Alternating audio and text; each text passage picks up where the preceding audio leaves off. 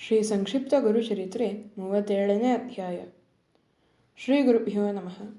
ನಾಮಧಾರಕ ಗುರುಗಳು ಆ ಬ್ರಾಹ್ಮಣನಿಗೆ ಆಚಾರ ಧರ್ಮೋಪದೇಶಗಳನ್ನು ಮುಂದುವರಿಸುತ್ತಾ, ಬ್ರಾಹ್ಮಣನಾದವನ ಮನೆಯಲ್ಲಿ ಗೋವು, ಕೃಷ್ಣಾಜನ, ದರ್ಬೆ, ಒಣಕಟ್ಟಿಗೆ ಸದಾಕಾಲ ಇರಬೇಕು.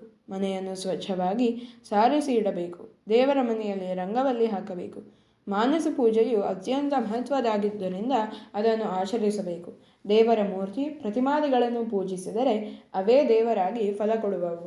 ವಿಷ್ಣುವಿಗೆ ತುಳಸಿ, ಶಿವನಿಗೆ ಬಿಲ್ವ, ಗಣಪತಿಗೆ ಗರ್ಕೆ ಇವು ಅತ್ಯಂತ ಪ್ರೀತಿಯ ವಸ್ತುಗಳಾಗಿರುವುದರಿಂದ ಅವುಗಳಿಂದಲೇ ದೇವತಾ ಪೂಜೆ ಮಾಡಬೇಕು.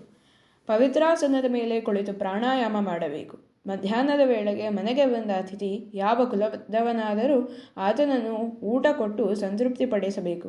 ಊಟಕ್ಕೆ ಮುತ್ತುಗ, ಬಾಳೆ, ತಾವರೆಯ ಎಲೆಗಳನ್ನು ಉಪಯೋಗಿಸಬೇಕು. ಕಂಚಿನ ಪಾತ್ರೆಯಲ್ಲಿ ಊಟ ಮಾಡಬಹುದು.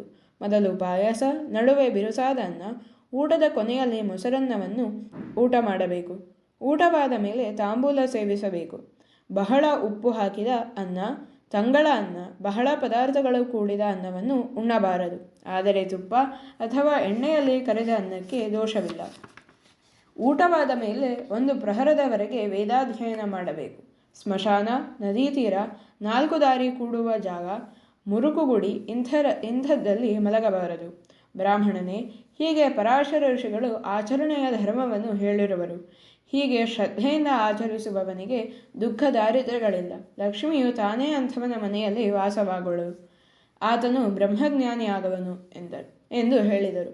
ಆ ಬ್ರಾಹ್ಮಣನು ಗುರುಗಳಿಗೆ ವಂದಿಸುತ್ತಾ, ಕೃಪಾಸಾಗರನೇ, ನಮ್ಮಂತಹ ದೀನ ಭಕ್ತರನ್ನು ಉದ್ಧರಿಸುವುದಕ್ಕಾಗಿ ಅವತರಿಸಿ ಬಂದ ಪರಮಾತ್ಮನೇನು? ನಿನ್ನ ಕೃಪಾಕಟಾಕ್ಷಕ್ಕೊಳಗಾಗುವವನಿಗೆ ತಾನಾಗಿಯೇ ಜ್ಞಾನೋದಯವಾಗುವುದು ಎಂದು ಸ್ತುತಿಸಿದನು. ಸಂಪ್ರೀತನಾದ ಶ್ರೀ ಗುರುನಾಥನು ಆ ಬ್ರಾಹ್ಮಣನಿಗೆ ಅನುಗ್ರಹ ಮಾಡಿದನೆಂಬಲ್ಲಿಗೆ ಸಾರರೂಪ ಶ್ರೀ ಗುರುಚರಿತ್ರೆಯ 37ನೇ ಅಧ್ಯಾಯವು ಮುಕ್ತಾಯವಾಯಿತು.